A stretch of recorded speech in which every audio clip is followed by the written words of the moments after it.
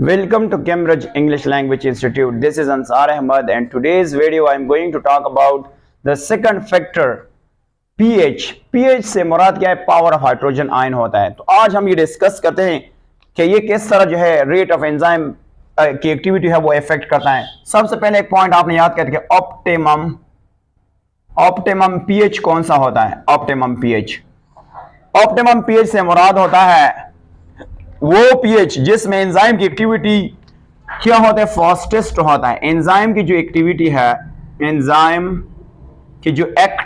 है वो क्या है? वो फास्टेस्ट होता है या मैक्सिमम होता है या इसको कहते हैं बेस्ट होता है। इसको हम ऑप्टिमम pH कहते हैं। अब नॉर्मल ऑप्टिमम pH क्या है? तो ये जो नॉर्मल ऑप्टिमम pH है ये 7 से लेकर 8 तक जो है नॉर्मल pH होता है, जिसपे ज्यादातर ऑर्गेनिज्म में ज्यादातर एंजाइम की जो pH होते हैं 7 से 8 तक, और इस पे जो क्या होता है एंजाइम की एक्टिविटी हाईएस्ट होती है। बट यहाँ पे बहुत से एक्सेप्शन केसेस हैं, वो केसेस हम पढ़ लेते हैं।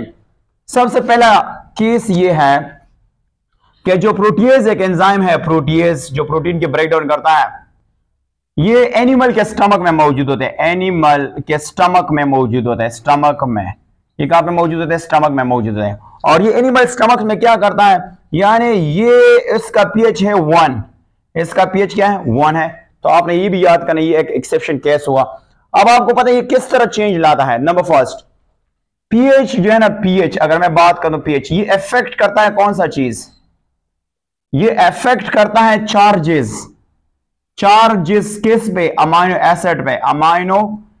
और आप जानते हैं कि अमाइनो एसिड कहां पे होता है? अमाइनो एसिड जो होता है वो एक्टिव साइट में होता है। जब एक्टिव साइट में होता है तो क्या हुआ? अब यहां से एक और पॉइंट भी है कि अगर आपने pH को चेंज कर दिया, pH आप चेंज करेंगे तो ये क्या करेगा? ये आयनाइज करेगा कौन सा चीज? ये आयनाइज किया अमाइनो एसिड को। और अमाइनो एसिड आप जानते हो कि इससे क्या बना? इससे एंजाइम बना है। तो जब एंजाइम बना, इस प्रॉपर्टीज की वजह से जो अमाइनो एसिड चेंज हुआ, ये प्रॉपर्टीज जो है ना ऑफ एक्टिव साइट की प्रॉपर्टीज की वजह से क्या होगा? जब एक्टिव साइट चेंज होगा तो इसके साथ नो सबस्ट्रेट बाइंड हो जाएगा। सबस्ट्रेट पर इसके साथ क्या होगा? बाइंड नहीं हो जाएगा। तो रिएक्शन जो है वो स्टॉप हो जाता है। अब इस पॉइंट को जरा डिस्कस करते, फिर आते डायग्रामेटिकली डिस्कस करते। देखो, जो हम अगर pH इंक्रीज करते हैं तो रेट ऑफ रिएक्शन जो है वो इंक्रीज होते हैं अप टू 7 to 8 pH, जिसको हम ऑप्टिमम pH कहते हैं। बट यहाँ पे क्वेश्चन है कि किस तरह जो है ना ये जो है वो पे डिक्रीज होता है। तो अगर सबसे पहले बात करते हैं ना, pH क्या करता है? pH जो है ना ये अमाइनो एसिड पे चार्जेस को इफेक्ट करता है। और अमाइनो एसिड से मुराद ये है यहाँ पे कि एंजाइम बेसिकली प्रोटीन से बना है, तो वो अमाइनो एसिड है ना, तो वो अगर उसकी चार्जेस को इफेक्ट करेगा, किसकी? यानी जो अमाइनो एसिड है उसकी चार्जेस इफेक्ट करेगा तो एक्टिव साइट में चेंज आएगा। और जब एक्टिव साइट में चेंज आएगा तो आपको पता है फिर सबस्ट्रेट जो है वो एंजाइम के साथ बाइंड नहीं होते, तो रिएक्शन जो है वो स्टॉप हो जाता है। तो ये बात जो बुक में गिवन डेटा है वो मैंने यहाँ पे एक्सप्लेन कर दी। अब यहाँ पे बात करते हैं, एक डायग्राम ड्रॉ करते हैं कि ये किस तरह जो है ना ये चेंजेस लाता है। तो उसको हम देखते हैं। देखो, सबसे पहले अगर हम बात करेंगे ना, तो हमने सबसे पहले क्या बनाना है? हमने सबसे पहला ये देखें, हमने एक्स और वाई ड्रॉ करनी है। ये आपके पास क्या हुआ? एक्स और वाई ड्रॉ करते हैं। इसको हम कहते हैं कि ये आपके पास pH है। इसको हम क्या कहते हैं? pH। और इसको हम कहते हैं रेट ऑफ रिएक्शन कहते हैं। रेट ऑफ रिएक्शन का वर्ड हम यूज कर सकते हैं। अब देखो, इसको हम लेबल करते हैं विद वाटर कि यहां पे आपके पास 4 pH है, 5 है, 6 है, 7 है, 8 है, 9 है, 10 है और 11 मैंने मार्क कर दिया। अब ऑप्टिमम pH कहां पे आता है? ये आता है 7 और 8 के दरमियान आता है। यहां से अगर मैं यहां से लेवल करूंगा तो ये यहां से आता है, यहां से आपके पास ये आता है। तो यहां पे आपके पास क्या होगा? ये कुछ यू कर्व बनाएगा इस तरह, ये वाला। हाईएस्ट एक्टिविटी कहां पे होगा? हाईएस्ट एक्टिविटी इस पे होगा। तो ये आपके पास इस तरह जो कर्व बन जाएगा। तो जब pH आप इंक्रीज करते जाएंगे तो आपके पास ये कौन सा है? इसको हम ऑप्टिमम pH कहते हैं। ऑप्टिमम pH कह सकते हैं। तो अब यहां पे आप देख सकते हैं कि अगर आपने pH इंक्रीज किया, एंजाइम की एक्टिविटी एक पीक तक पहुंच जाती है, इसको हम ऑप्टिमम pH कहते हैं। और इसके बाद फिर क्या होगा? डीनेचर होगा। डीनेचर से मुराद क्या हुआ कि इसकी एक्टिविटी जो है वो डाउन हो जाएगा। अब ये तो हो गया। अब कुछ साइंटिफिक इंफॉर्मेशन में कुछ इंफॉर्मेशन गिवन है, उसको देख लेते हैं कि वो कौन सी इंफॉर्मेशन है। तो उसको यहां से यू देख लेते हैं। देखो साइंटिफिक इंफॉर्मेशन में एक एंजाइम गिवन है और इस एंजाइम का नाम है पापाइन जो है ना, ये एक एंजाइम है।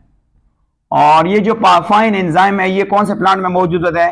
पापा यानी पाया पाप इस प्लांट में मौजूद होता है।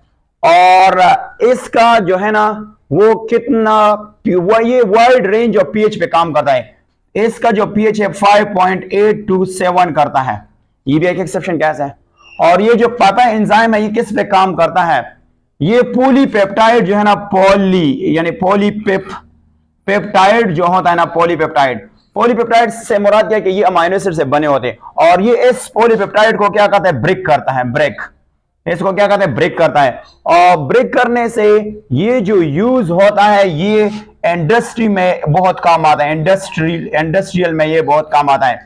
कहां पे? इंडस्ट्रियल्स में इसकी यूजेस है। 2 यूजेस है। इसको हम क्या देखते हैं? नंबर फर्स्ट जो है ना, जिसको हम कहते हैं मीट टेंडर के तौर पर, टेंडर्स के तौर पर हम इसको इस्तेमाल करते हैं। मीट टेंडर से मुराद है मीट, गोश्त को कहते हैं, टेंडर कहते हैं हैमर के तौर पर। और दूसरे फार्मास्यूटिकल इंडस्ट्री के तौर पर, फार्मास्यूटिकल इंडस्ट्री के तौर पर, इंडस्ट्री यानी ये जो एंजाइम है ये कारखाने में मेडिसिन बनाने में इस्तेमाल होता है। यानी pharma mean medicine, ceutical mean preparation. जो कारखाना जो इंडस्ट्री मेडिसिन तैयार करता है उसमें वैसे इसका इस्तेमाल होता है। अब यहाँ पे एक चार्ट है, वो चार्ट को भी यहाँ पे देख लेते हैं कि इसकी इंफॉर्मेशन जो है वो किस तरह गिवन है, तो उसको भी यहाँ पे देख लेते हैं। देखो सबसे पहले हम बात करेंगे ना किसकी, एक चार्ट है और वो एक हर एक के पीएच गिवन है। आपके पास एंजाइम है और एंजाइम के मुख्तलिफ जो है वो पीएच गिवन है, कौन सा पावर ऑफ हाइड्रोजन जो है वो गिवन है। सबसे पहले बात करते हैं ना किसकी बात करेंगे, जो लाइपेज है, लाइपेज। तो ये कहां पे मौजूद होता है? ये मौजूद होता है पेनक्रियाज में मौजूद होता है। और इसके पीएच कितना है? इसके पीएच आपको 8 जो है ना इसका ऑप्टिमम पीएच है। फिर आपके पास लाइपेज है जो कहां पे मौजूद है? जो स्टमक में मौजूद होता है, स्टमक। और इनका जो पीएच है वो है कितना? 4 to 5 इसका पीएच है। इसके अलावा जो लाइपेज है और ये कहां पे मौजूद है? केस्टर से मुराद होता है जो बीन्स ऑयल होता है उनमें से ये मौजूद होते हैं। और इनमें से इसका जो पीएच होता है वो कितना होता है? वो आपने याद करना है 4.7 होता है। 4.7 इसका पीएच होता है। इसके अलावा पेप्सिन है, पेप्सिन का जो पीएच होता है, पेप्सिन इसका पीएच है 1.5 to 1.6 इसका पीएच होता है। इसके अलावा ट्रिप्सिन है, ट्रिप्सिन का पीएच होता है 7.8 to 8.7 होता है। और इसके बाद यूरेज है, यूरेज का जो पीएच होता है वो कितना है? 7 है। और इसके अलावा इनवर्टेज का जो पीएच होता है वो कितना होता है? इनवर्टेज का जो पीएच होता है वो बेसिकली क्या होता है? वो है 4.5। ये कितना होता है? 4.5 होता है। इसके अलावा माल्टेज का जो पीएच होता है वो 6.1 से लेकर कहां तक होता है? 6.1 से लेकर 6.8 तक होता है। 6.8 कहां तक होता है? 6.8 तक होता है। अब आते हैं इसके 2 और है जिसको मैं यहां से लिखूंगा एमाइलेज। और ये कहां पे मौजूद होता है? एमाइलेज जो है ना ये मौजूद होता है पेनक्रियाज में, जिसको हम कहते हैं पेनक्रियाज। और इसमें से इसका जो पीएच होगा वो कितना है? वो है 6.7 से लेकर 2.7 तक होता है। इसके अलावा एमाइलेज जो है ना ये कहां पे मौजूद होता है? ये जो माल्टेज में मौजूद है, माल्ट। तो इनमें से इसका जो पीएच होगा वो 4.6 से लेकर 5.2 होता है। लास्ट वन जो है ना कैटालाइज का जो पीएच होता है वो 7 होता है। ये आपके पास सारे क्या है? एंजाइम की जो टेबल है, आपने इसको याद करना है, इंडिकेट